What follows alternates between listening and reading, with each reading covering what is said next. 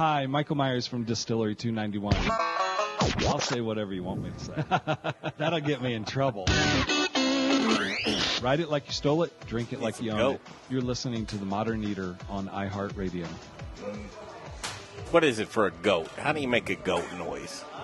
Nah. That's a lamb, man. I don't know. What's a goat? Goats, come on, remember, goats are just ornery. I don't know that they make much noise, except you feel them always. Like lambs, you don't feel. Goats, you feel. Remember when that goat was one of these goats actually that we're going to be eating tonight was chewing on Jay? Yeah. Yeah, well, Jay will get his chance tonight to chew on him a little bit. One of those goats was chewing on me. Do you know which one?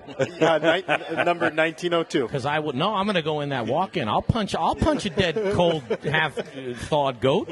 You know, I'm not above that. Fully thawed. Yeah. Well, yeah, I mean, I'm just making missing a pun. a leg or two. Go to themoderneater.com. You'll be able to click on Watch Us Live, and there it is. Here we are in Studio Kitchen, Colorado. It's a great night in the Mile High City. Greg Hollenbach, Brian Freeman, Jay Parker, Little Rich Snyder, and Kenyon George. All is well in the world because Zach Kreider from Colorado Mills Sunflower Products is here with us. Thank you for having me. Be on your best behavior because I think Rick is watching. Doug Eulin.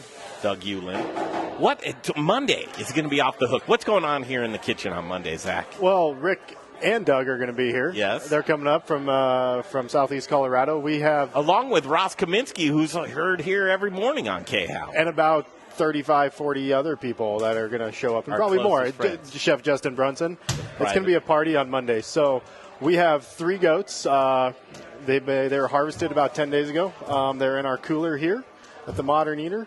And we're going to be doing side-by-side taste tests. So if you remember the lamb project we did back in January. That was a hit. It was. People like seeing that. And what was the hit? What do you figure people want to see when it comes to raising animals and what feed they're eating? Well, I think it's education because it's always just been grass-fed and corn and, grain, and you're not sure what that is. Well, we as a company, a lot of people know us as an oil company, but 2/3 of what we do is actually livestock feed. So it's not grain, it's not grass, it's not corn, it's sunflowers. Which people are probably like, what, man? All I know, Zach, is from his sunflower oil. Well, right? There's so much more. Only 10% of what they do is sunflower oil. But am I wrong? Here's my thought process is we're paying so much special attention to our diets as human beings of what we're putting into our bodies. Now we're taking the focus and we're putting on, what are the animals eating? Yeah, you are what you eat, but take it a step further, what your food eats. I had a lady come up to me the other day. We were at an event, and she said, is there any soy in your products, because their entire family has a soy allergen, and they're taking it that step further, and they're wondering what those animals are eating because it's affecting people. Oh, Zach, you and John Irving would love this. I had a conversation with someone about chickens because if chickens are eating wheat, do chickens contain gluten? So think about this, guys, because that's a deep conversation because, listen, what you're feeding your animals, and to Zach's point, and I want to go off because I love his feed, and I know so many ranchers that are using Colorado Mills feed. And the reality there is you're getting a good, because think about it, it gets in your blood. What you're eating, I'm with that. Let's do a reset, though, Brian. Okay, Zach Kreider here, Colorado Mills Sunflower Products. We have 3 goats that are going to be in kitchen. We did lambs last time. 3 goats that are in kitchen right now. We're going to serve them up and cut them up and do a side-by-side comparison of the taste of these goats, right? One of them's raised with? So pure sunflowers, our sunflower meal with a few minerals.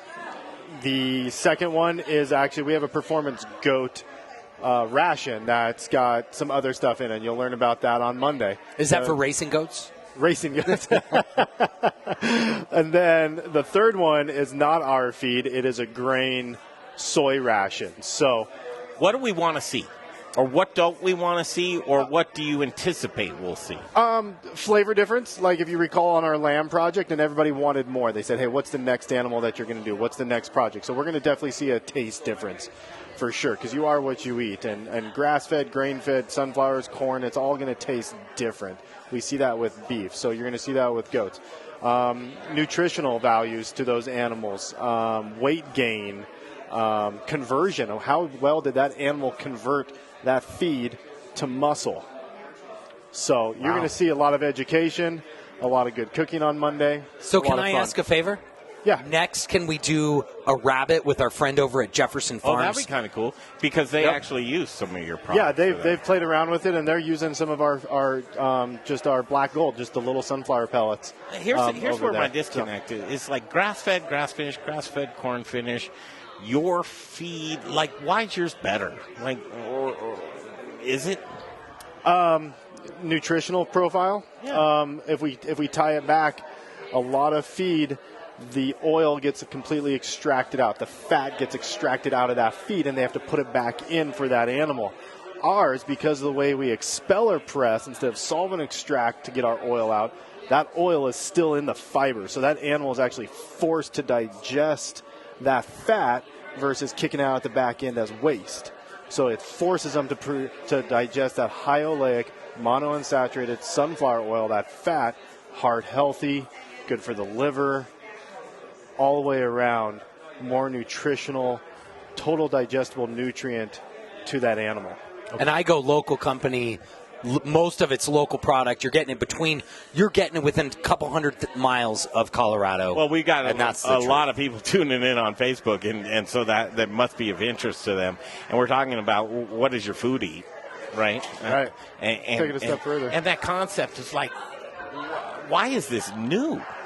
I mean, truly, because Jay, you said the other day you want your goats to be raised by junkyard goat pop cans, rusty pop cans. Not exactly. I didn't say I wanted anything. I just said I wonder if, because goats in my head, they eat cans and garbage and what, throw it in front of them. They'll eat. It's like so. Off your car. Well, it's like, listen, if I'm eating a goat and it tastes like a candle, it's like, did it eat a candle? Is that what happened? So I mean, I'm just throwing things out there.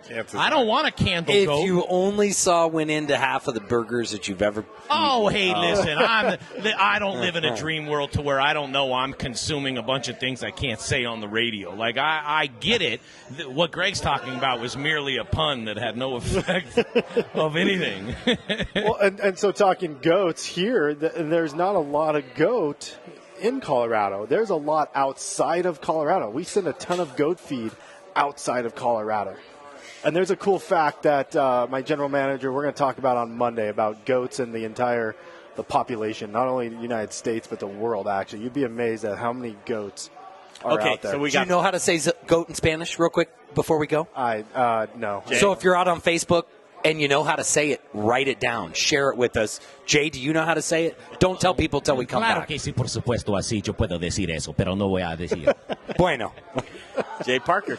He's a hit. All right, so Goat Project, that's Monday. Tune in to the Modern Eater Facebook Chef Justin page. Brunson. He's going to be here. It's a private event. We're going to stream it live. You're going to have so much educational fun on Monday. Stick around and stay tuned for that. That's going to be cool.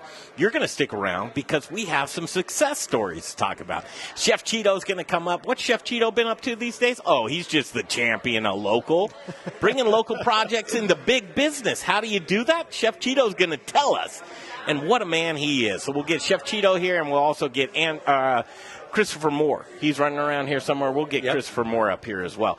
Champions of the people. That's what it's all about. Local. Speaking of local, Debbie Ortega is over in the Little Rich corner with Little Rich. We'll break off, come right back in the kitchen. It's up next on the Modern Eater Show on iHeartRadio.